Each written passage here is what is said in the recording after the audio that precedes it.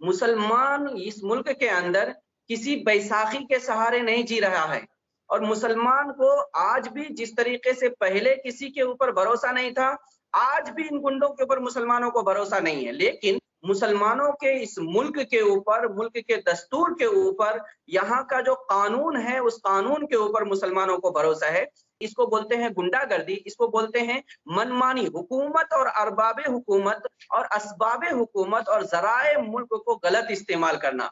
आज इनके पास है, इख्तिदार के नशे में ये सारी चीजों को गलत इस्तेमाल कर रहे हैं अपने मफाद के लिए, हिंदुत्व के मफाद के लिए, बीजेपी और संघ के मफाद के लिए और मुल्क के खिलाफ और अवाम के खिलाफ इस्तेमाल कर रहे हैं। लेकिन ये अवाम को मालूम हो रहा है, ऐसा नहीं है कि यहाँ के अवाम बिल्कुल बुद्धू हैं। तंजीमें ये देख रही है कि आखिर इस मुल्क का जो इंतजामिया सिस्टम है, जो अदलिया कानून है और जो यहाँ का जमहूरी निजाम है, वो निजाम इन लोगों के साथ क्या कर रहा है।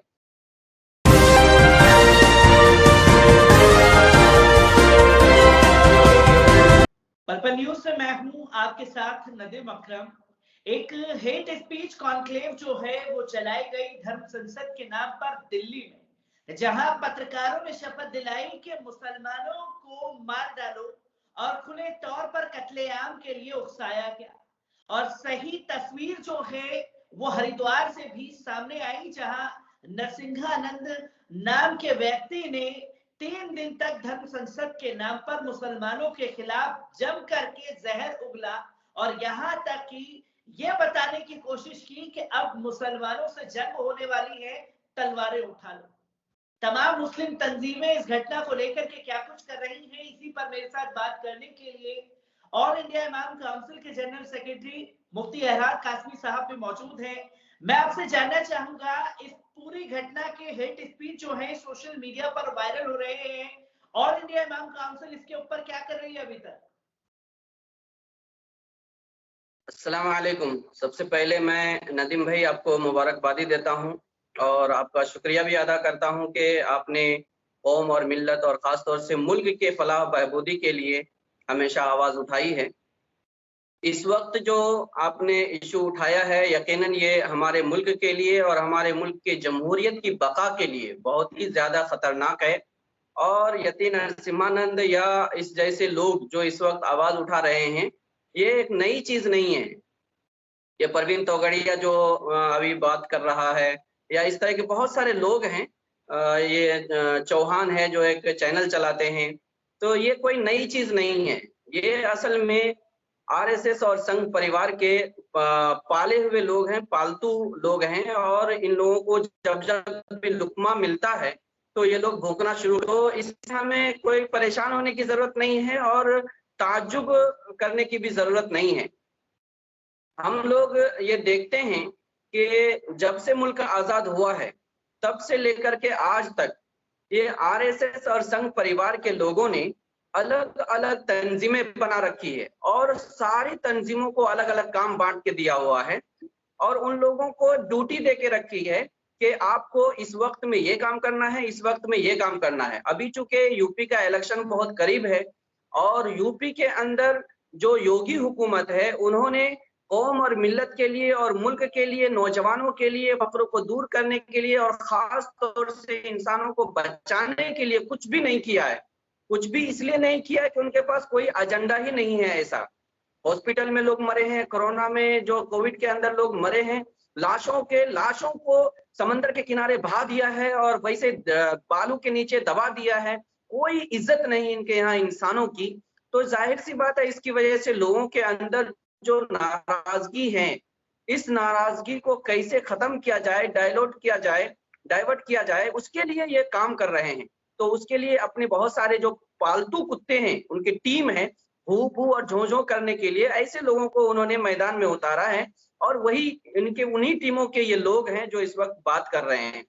और हमको ये समझना चाहिए कि ये आरएसएस और संघ परिवार के लोग कोई आज से इस तरह की आवाज नहीं उठा रहे हैं, बहुत पुरानी आवाज है जो आज नए ढंग से उसको उठाने की कोशिश कर रहे हैं। यही यति नरसिम्हानंद है जो आज से 5-6 साल पहले जो है खुलेआम हथियारों की ट्रेनिंग और तलवारों की ट्रेनिंग और बंदूकों की ट्रेनिंग दे रहे थे और ये बोल रहे थे कि हम मुल्क के अंदर जंग की तैयारी कर रहे हैं, दाइश के खिलाफ तैयारी कर रहे हैं। अभी उनसे पूछना चाहिए कि दाइश कौन है? आप लोग दाइश हैं या कोई और दाइश है? कोई और तो दाइश यहाँ नजर नहीं आ रहा है। तो जब कोई और दाइश नहीं नजर आ रहा है तो ये लोग इस्राइल से पैसा लेकर के इस्राइल के शह पे अपने मुल्क के लोगों के अंदर जो नफरत पैदा कर रहे हैं और इस तरह की जो बयानबाजियां दे रहे हैं, क्या इनके लिए कोई कानून नहीं है, कोई ज़ाब्ता नहीं है, मुल्क का कोई रूल और उसूल नहीं है? ये समझ रहे हैं कि बीजेपी की गवर्नमेंट है तो जो मन में आए बोलो, जो मन में आए करो। ये इस तरह ये मुल्क चलने वाला नहीं है और इंशाअल्लाह इनको सबक मिलेगा। इंशाअल्लाह इनको जवाब दिया जाएगा और कानूनी तौर पर जवाब दिया जाएगा और जमहूरी तरीके से दिया जाएगा और इस मुल्क के अवाम जवाब देगी। मैं इसी के साथ मुफ्ती साहब आपसे ये भी जानना चाहूंगा, क्योंकि आए दिन जो है हेट स्पीच मुसलमानों के नाम पर फैलाई जा रही है। लगातार जनता के बीच में जब मैं हूं तो जनता का एक ही सवाल रहता है, खासतौर मुस्लिम नौजवानों का, कि तमाम हमारी मुस्लिम तंजीमें हैं वो इस पर क्या कर रही हैं, वो लीगली तौर पर कार्रवाई क्यों नहीं करवा पाती इन लोगों के ऊपर?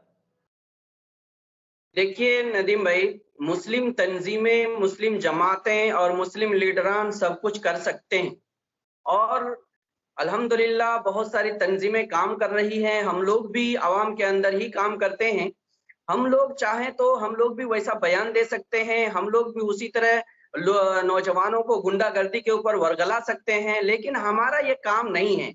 हम इंसानियत के खिलाफ काम नहीं करते हैं और ना ही हम हैवानियत की तालीम दे सकते हैं, क्योंकि जो सही माने में इस मुल्क को, मुल्क के दस्तूर को और यहाँ के लोगों आवाम को, तहजीब को पसंद करते हैं और जो यहाँ के मुल्क के अंदर मुल्क को अपना मुल्क समझते हैं, वो कभी भी इस तरह की कारस्तानी नहीं करेंगे, इस तरह की गुंडागर्दी नहीं करेंगे, दहशतगर्दी को नहीं फैलाएंगे। लेकिन नहीं करने का मतलब ये नहीं है कि यहाँ पे मुसलमान दबे हुए हैं, डरे हुए हैं, सहमे हुए हैं या मुसलमानों के पास कुछ भी नहीं है।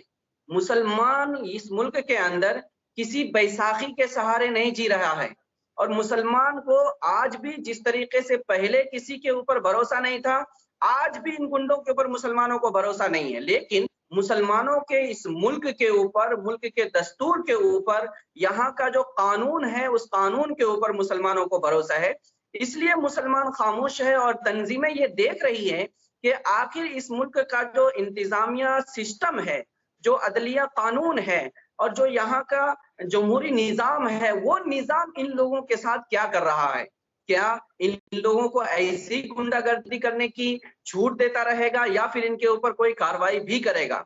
अगर पानी सर से ऊपर चला गया तो फिर आवाम तो अपना फैसला करेगी, आज नहीं तो कल आवाम अपना फैसला करेगी और जरूर करेगी। लेकिन अभी जो मुस्लिम तंजीमें हैं या जमातें हैं या जो ग्रुप्स हैं जो खामोश है और इंतजार कर रही हैं, वो दरअसल इस मुल्क के सिस्टम, इस मुल्क के जमहूरी निजाम के ऊपर भरोसा करके अदालत की तरफ निगाहें उठा करके रखी हुई है कि आखिर इन गुंडों के खिलाफ अदालतें क्या फैसला दे रही है और इंतजामिया क्या फैसला कर रहे हैं। मैं इसी के साथ साथ ये भी जानना चाहूंगा, क्योंकि तमाम चीजों पर हमने देखा है कि अगर कोई मुस्लिम तंजीम कोई प्रोटेस्ट भी करना चाहती है तो उनके प्रोटेस्टों को कैंसिल कर दिया जाता है, उन्हें प्रोटेस्ट नहीं करने दिया जाता। और यही बयान जिस तरीके के नरसिम्हा आनंद, वसीम रिजवी, जितेंद्र त्यागी बयान दे रहे थे, मुसलमान अगर बयान दे देते अब तक तो उनके ऊपर जो है तमाम कार्रवाई एनएसए, यूएपीए लगा दिया जाता। आखिरकार पुलिस प्रशासन इन लोगों को गिरफ्तार करने में असमर्थ क्यों साबित होता जा रहा बार बार? इसी को कहते हैं गुंडागर्दी। इस वक्त जो मुल्क के अंदर गुंडा राज चल रहा है, अगर इस मुल्क के अंदर अदलो इंसाफ और मुसावात और बराबरी का राज होता, हुकूमत होती, तो ऐसा कुछ नहीं होता। ये असल में हिंदुस्तानियों के लिए एक अच्छा मौका भी है, ताकि इसके जरिए से ये लोगों को समझ में आएगा कि सही माने में हुकूमत कौन कर रहा है और किस तरह करना चाहिए और ये जो कर रहे हैं वो सही है या गलत है। अभी जो किसी को परमिशन दिया जा रहा है, अभी यूपी के अंदर देख लीजिए, बड़ी बड़ी रैलियां हो रही है, प्रोग्रामें हो रहे हैं, मीटिंगें हो रही है, लेकिन वहीं पर एक पार्टी है जो इस मुल्क के दस्तूर के हिसाब से रजिस्टर है और दस्तूरी तौर पर काम कर रहा है और इसके अंदर तमाम अवाम के हुकूक के लिए, जमहूरियत की बका के लिए और इंसाफ की बहाली के लिए काम कर रही है SDPI, social democratic party of India. उनको एक प्रोग्राम करना था तो परमिशन के लिए उनको अदालत तक जाना पड़ा, अदालत तक जाना पड़ा। आप थोड़ा अंदाजा कीजिए, ऐसे प्रोग्राम रोजाना हो रहे हैं, उनको कोई रुकावट नहीं है। इसको बोलते हैं जानिबदारी। अनपढ़ है, जाहिल है, बेवकूफ है, कुछ मालूम नहीं है, ये सब लोग देख रहे हैं। सब लोगों को इसका अंदाजा हो रहा है कौन क्या कर रहा है और क्या नहीं कर रहा है, कैसे ये जीत रहे हैं और कैसे ये हुकूमत कर रहे हैं, कहां कहां पर जानिबदारी हो रही है, कहां कहां पर अदमे इंसाफ हो रहा है, ये भी लोगों के सामने में है। इंशाल्लाह उसका भी फैसला होगा। ये जो गुंडागर्दी चल रही है ज्यादा दिन तक नहीं चलेगी और मैं मुल्क के अवाम से कहना चाहता हूं कि इस गुंडागर्दी के खिलाफ अभी जमात की जरूरत नहीं है, तंजीम की जरूरत नहीं है, उलमा की जरूरत नहीं है, अब अवाम को आने की जरूरत है। अवाम ही इन हालात को बदल सकती है और मजबूत एक स्टैंड इख्तियार कर सकती है। चलिए, बहुत बहुत शुक्रिया मुफ्ती साहब हमसे जुड़ने के लिए।